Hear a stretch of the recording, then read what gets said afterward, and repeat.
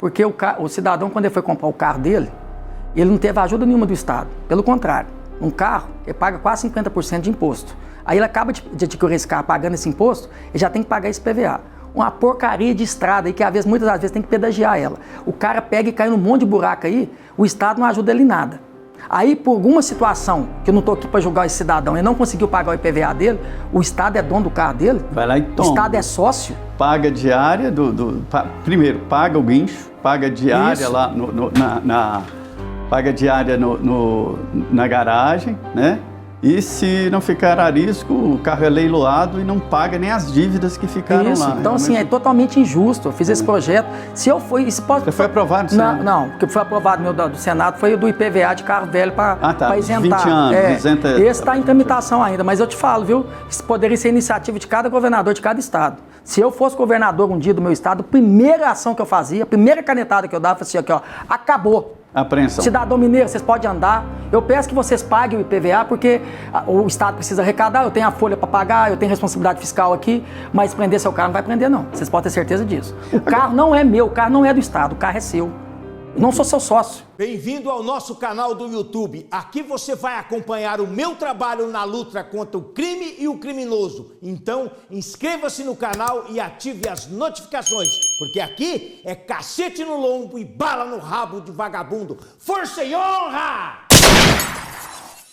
Parece que fica mais esperando a Câmara trabalhar para depois a gente poder revisar. Eu acho que se a gente tem a prerrogativa também de ter iniciativa também, a gente tem que fazer isso todos os dias. Até porque, José Maria, eu gosto de falar isso para a população brasileira, isso aqui não é atacando individual, algum senador, nada não. Aí eu falo pela questão da classe política e pelo coletivo. A população brasileira, a maioria das vezes, um cidadão trabalha de segunda a sábado. Então, tem uns que trabalham de segunda a segunda. Lá é terça, quarta e quinta. E o senhor está sendo muito otimista com quinta-feira. O quinta-feira é mais ou menos, né? Não, o mais mesmo de ter os projetos são terça e quarta mesmo. Quinta é mais você poder usar a tribuna. Então, assim, é terça, quarta e quinta. É muito pouco. E muitas das vezes ainda tem a última semana do mês ainda que você pode fazer remoto, pode ser sendo presencial. Então, assim, é uma crítica aqui que eu faço porque a população brasileira que paga imposto quer resultado. Pois é, dizem por aqui que Brasília nada é por acaso. É aquela história antiga do jabuti, né? Jabuti não sobe em árvore. Se você vê um jabuti numa árvore, saiba que foi enchente ou mal de gente. Ou seja, tudo aqui é levado para interesses. E às vezes... Não da minha parte. Sim. Mas o coletivo funciona assim, né? Sim. Então, por exemplo, a paralisação da Câmara hoje tem a ver com o momento Alguma político. coisa tem, Exatamente. É fazer dificuldade para vender facilidade, infelizmente. O esfriamento ali no debate sobre a sucessão do Arthur Lira, que ele entrou numa dificuldade política e quer esfriar. Então, nada de funcionar a Câmara dos Deputados.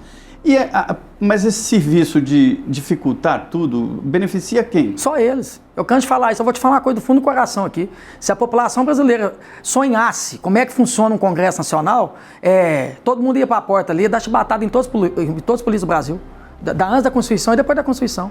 Porque a maioria das vezes ali está ali para defender partido, ou para defender um grupo político, ou para defender seu interesse próprio. E que é o mais importante, que é independente de ideologia, de esquerda, de direita, ou quem não tem ideologia nenhuma, que é o povo, poucos fazem isso. Eu, particularmente, faço isso todos os dias.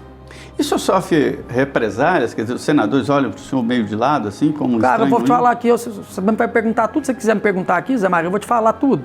Até hoje não tive represália nenhuma. Pelo contrário. Eles me reconhecem e falam isso dentro do Senado. Chegou um senador aqui que fala a língua do povo. Porque o Senado ficava muito distante da população. Muitas das vezes aqui a pessoa nem via um senador. O senador chegar no lugar de helicóptero, com um monte de segurança. Então, assim, a população brasileira não sabia nem o que era um senado, um senador. Então, assim, muitos senadores já sobem lá em cima e reconhecem. O Cleitinho foi uma aposta positiva que veio aqui para o Senado, aqui, porque realmente já está trazendo o Senado para perto do povo. O senhor pretende se candidatar ao governo de Minas? É um pré-candidato?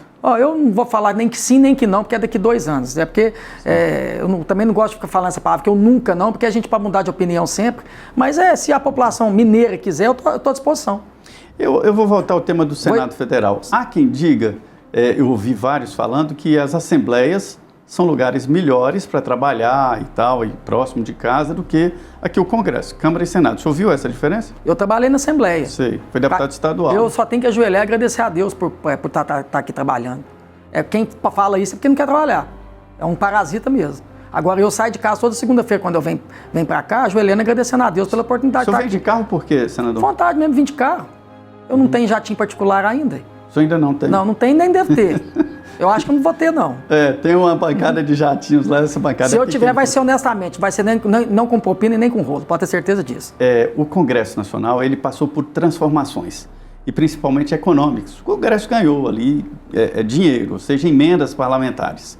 55 bilhões de reais. Isso foi um trabalho de tempo, inabilidades de governos anteriores que deixaram o orçamento nas mãos do Congresso Nacional. Mas o Congresso é mais poderoso hoje do que antes, né? E não é só por emendas. Isso aqui, se você tiver uma oportunidade de entrevistar o presidente Lula, você já entrevistou o próprio Bolsonaro também, né? Mas eu não sei se o Lula... Mas o Lula, nesse mandato agora, faz essa pergunta para ele. Eu tenho certeza que vai falar isso. Há 20 anos atrás, quando ele pegou e administrou, era totalmente diferente. Acho que tinha muito mais autonomia do que tem hoje. Hoje, e está errado, tá? Que fique claro aqui.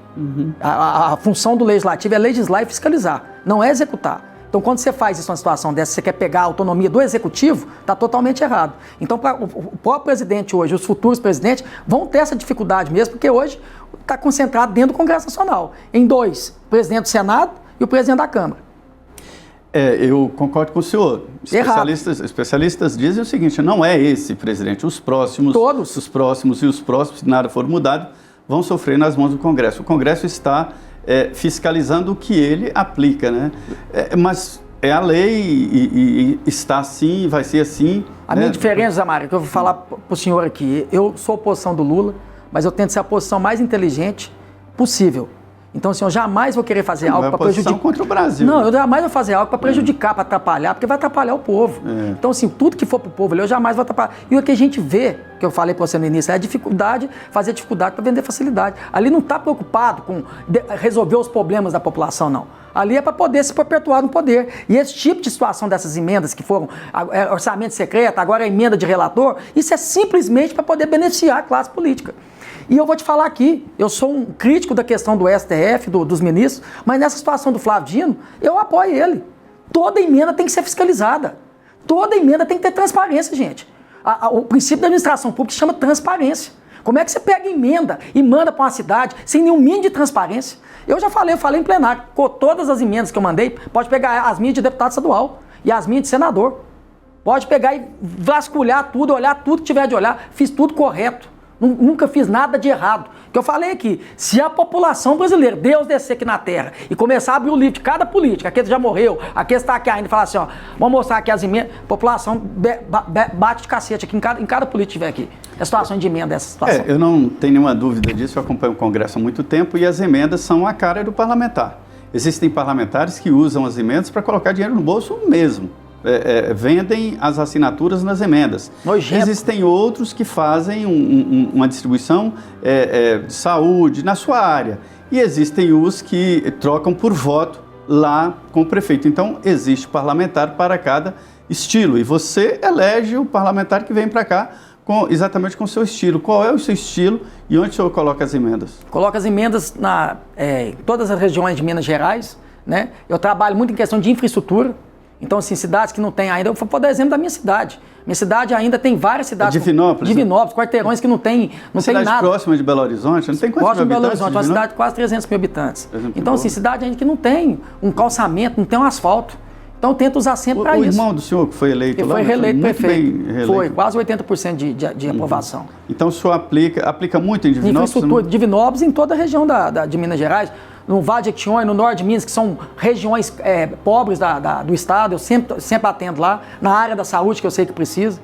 E eu não fui um parlamentar que tem apoiamento de prefeitos, porque muitas das vezes um senador ou deputado tem muito apoio de prefeito. Então, você acaba mandando essas emendas para a questão do apoio das...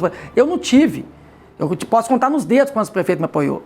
E eu mandei emenda, Deus já época era deputado, tinha cidades que eu não tive nem voto na época de deputado, fui lá e mandei recurso, mandei emenda. E não quer saber, sabe? Eu vou fiscalizar ela.